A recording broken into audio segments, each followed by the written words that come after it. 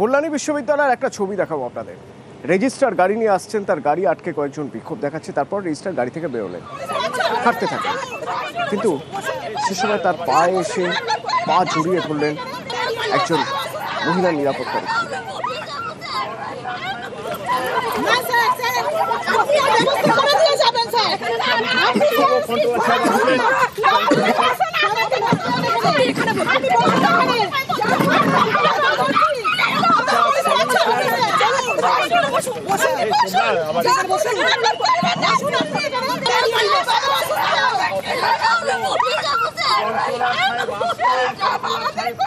নিরাপত্তারক্ষীরা 11 বছর ধরে কাজ করেন এখানে, আজ কি হলো? এভাবে কান্নায় ভেঙে পড়লেন, রেজিস্ট্রারের পা ধরে আছেন।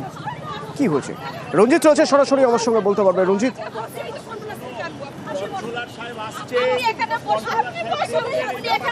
দেখো, কল্যাণী বিশ্ববিদ্যালয়ে আজকে যে চিত্র সকালে উঠে আসে, যে রেজিস্ট্রারের পা ধরে কান্নাকাটি করছে যে সমস্ত মহিলারা, তারা প্রত্যেকেই হচ্ছে এখানকার নিরাপত্তা রক্ষী এবং তারা দীর্ঘ 11 বছর ধরে সিকিউরিটি এজেন্সির মাধ্যমে কিন্তু তারা এখানে কাজ করছেন। তবে তোমরা জানি রাখি যে এই নিরাপত্তা রক্ষী তাদের যেটা অভিযোগ রয়েছে যে তারা দীর্ঘদিন কাজ করার পরেও নতুন করে যে সমস্যার সম্মুখীন হচ্ছে, যে তাদের যে ডিউটির দিন সেই সময় কমিয়ে নিয়ে আসছেন এজেন্সি, কারণ নতুন করে লোক নিয়োগ করছে, ফলে তাদের যে কাজের ধারা ছিল সেই ধারা নষ্ট হচ্ছে। এবং বারবার বিশ্ববিদ্যালয় কর্তৃপক্ষকে জানানোর পরেও বিশ্ববিদ্যালয় কর্তৃপক্ষ কোনো রকম ব্যবস্থা নেয়নি, ফলে নতুন করে যাতে কোনো রকম সমস্যা না হয় সেই কারণে কিন্তু তারা আজকে রেজিস্ট্রারকে দাঁড় করিয়ে যে এখন গেটের সামনে থেকে রেজিস্ট্রার হেঁটে যাচ্ছেন, তাকে পা ধরে কিন্তু তারা বারবার আবেদন করতে থাকেন যে তাদের যে সমস্যা সেই সমস্যার সমাধান করা হোক। এর মধ্যে রেজিস্ট্রার এদের সাথে আলোচনায় বসছেন এবং যাতে ভবিষ্যতে কোনো সমস্যা না হয় সেই বিষয়ে আশ্বাস দেওয়ার ফলেই তারা কিন্তু সেখান থেকে সরে যাবে, রেজিস্ট্রার তার নিজের দপ্তরে যায়। কি বলছেন ওরা, একবার শুনুন। আমাদের অভিযোগ এটাই যে আমরা 14 সালে রতনলাল হাগলু আমাদের লেডিস প্রথম আমরা জয়েন করি, এত এজেন্সি এসছে কখনো আমাদেরকে বসিয়ে ডিউটি দেওয়া হয়নি, আমরা আমাদের প্রাপ্যটা পেয়েছি।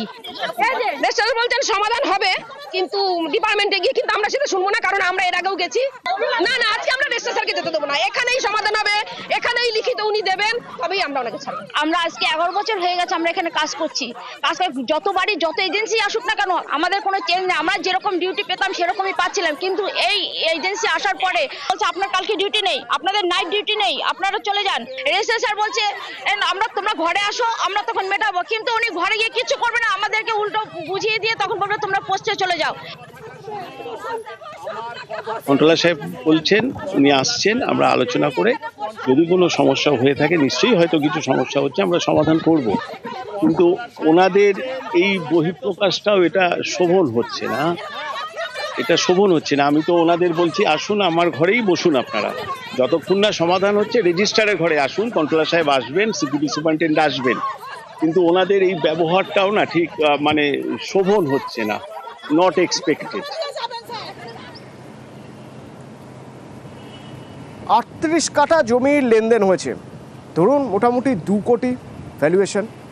এই যে লেনদেন হয়েছে তা পঞ্চায়েত প্রধানের সই করা নথি দিয়ে হয়েছে, অথচ পঞ্চায়েত প্রধান বলছেন তিনি কিছু জানেনই না, তাহলে তার সই জাল করা হয়েছে, এই অভিযোগ উঠছে জলপাইগুড়ি থেকে। শান্তনু রয়েছেন আমার সঙ্গে সরাসরি।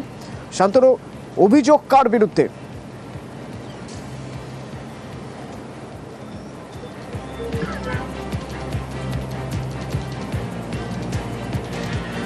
শান্তনু, প্রধানের সই জাল করা হয়েছে অভিযোগ উঠছে, এই অভিযোগ কার বিরুদ্ধে?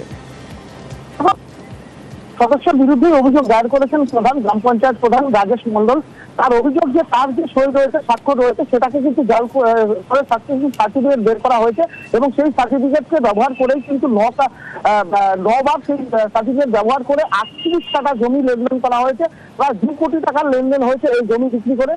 এবং এই অভিযোগ নিয়ে তিনি কিন্তু পুলিশের দ্বারস্থ হয়েছেন, কোতোয়ালি থানায় অভিযোগ দায়ের করেছেন এবং ঘটনা তদন্ত চেয়েছেন তিনি, এবং পুলিশও কিন্তু ঘটনা তদন্ত শুরু করেছে।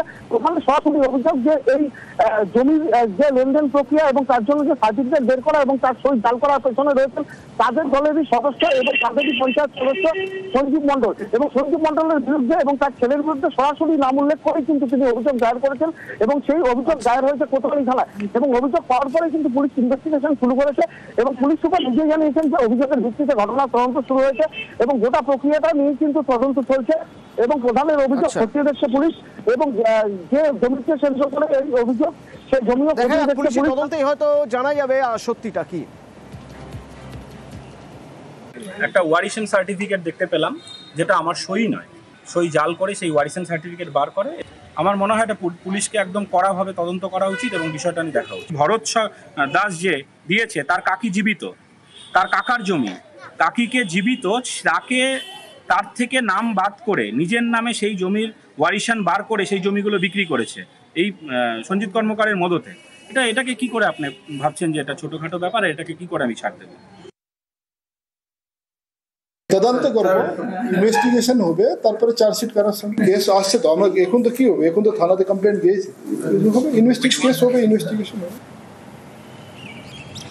বারুইপুর সুপার স্পেশালিটি হাসপাতাল, সুপার স্পেশালিটি অর্থাৎ প্রযুক্তিগত দিক থেকে বেশ উন্নত। একবার সেখানে চিকিৎসার সুযোগ পাওয়া গেলে অনেকটা লাভ হয়, কিন্তু মুশকিল হচ্ছে আপনাকে তো পৌঁছতে হবে, আগে হাসপাতাল পর্যন্ত পৌঁছতে হবে। মুমূর্ষু রোগীকে হাসপাতালে নিয়ে যাবেন কিভাবে? অ্যাম্বুলেন্সে। রাস্তাটা দেখুন, বারুইপুর সুপার স্পেশালিটি হাসপাতালের সামনের রাস্তা, এপাশে বালি ওপাশে ইট, এর মধ্যে দিয়ে অ্যাম্বুলেন্স যাবে কি করে? অ্যাম্বুলেন্স তো ছেড়ে দিন, অক্সিজেন সিলিন্ডার পর্যন্ত নিয়ে যাওয়া যায় না।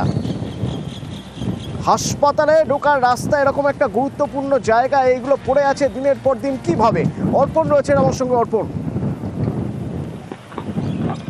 একদমই অতনু, হাসপাতাল যারা কর্তৃপক্ষ রয়েছে তাদের বক্তব্য যে একদিন নয়, এটা একাধিক বার তারা বলেছেন, স্থানীয় যারা নেতৃত্ব রয়েছেন তাদের কাছে বলেছেন, কিন্তু এই সমস্যার সমাধান হয়নি এবং এই সমস্যা দিনে দিনে সেটা বেড়েছে।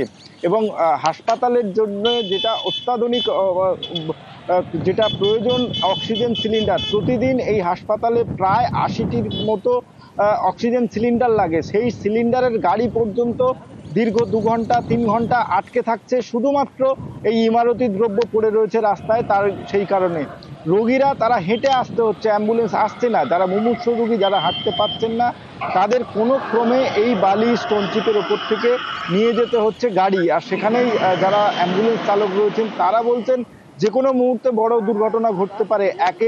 যদি কোনো দুর্ঘটনাগ্রস্ত রুগীকে তারা নিয়ে আসে না, সেই সময় যদি গাড়ি একদিক কাত হয়ে যায়, তাহলে সেই রুগী তার যে সিটের ওপরে বসে রয়েছে বা শুয়ে রয়েছে সেখান থেকে সে পড়ে যেতে পারে। পাশাপাশি এই যে অক্সিজেনের গাড়ি ঘন্টার পর ঘন্টা দাঁড়িয়ে থাকছে, কখন লোক এসে সেই বালি সরাবে, তারপরে এই গাড়ি যেতে পারবে, সেখানে তুমি বুঝতেই পারছো সুপার ফেসিলিটি হাসপাতালের সঙ্গে রয়েছে মহকুমা হাসপাতাল, দুটো অক্সিজেন সিলিন্ডারের গাড়ি যদি রাস্তায় আটকে পড়ে তাহলে মুমূর্ষু রোগীদের কি অবস্থা হতে পারে। এটা একদিন নয়, একাধিক দিন ধরেই এটা চলে আসছে। স্থানীয় যারা নেতৃত্ব রয়েছেন তারা বলছেন ঊর্ধ্বতর কর্তৃপক্ষকে তারা জানাবেন, কিন্তু সেটা ক্যামেরার সামনে বলছেন জানাবেন, কিন্তু এটা কি বলছেন অর্পণ একবার শুনবো।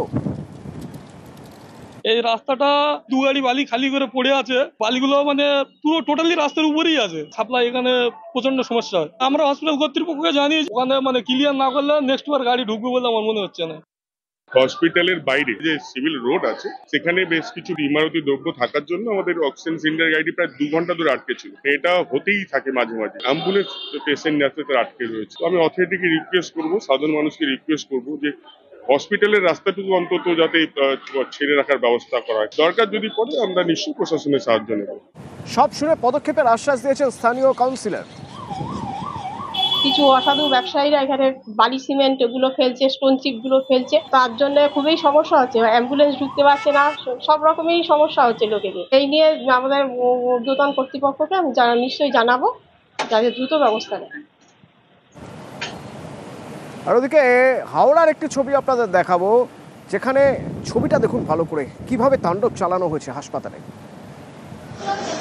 রোগীর মৃত্যুর জেরে এইভাবে হাসপাতালের ক্ষতি করা হয়েছে।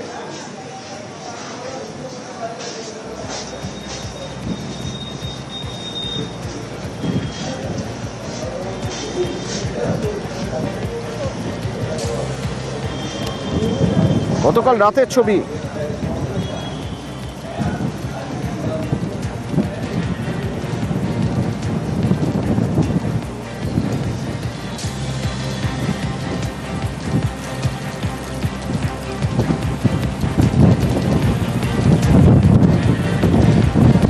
বিনা চিকিৎসায় বা ভুল চিকিৎসায় মৃত্যু হয়েছে এরকম অভিযোগই করা হচ্ছে এবং রোগী মৃত্যুর পরেই শুরু হয়ে যায় তাণ্ডব। হাসপাতাল চত্বর জুড়ে তাণ্ডব চালায়।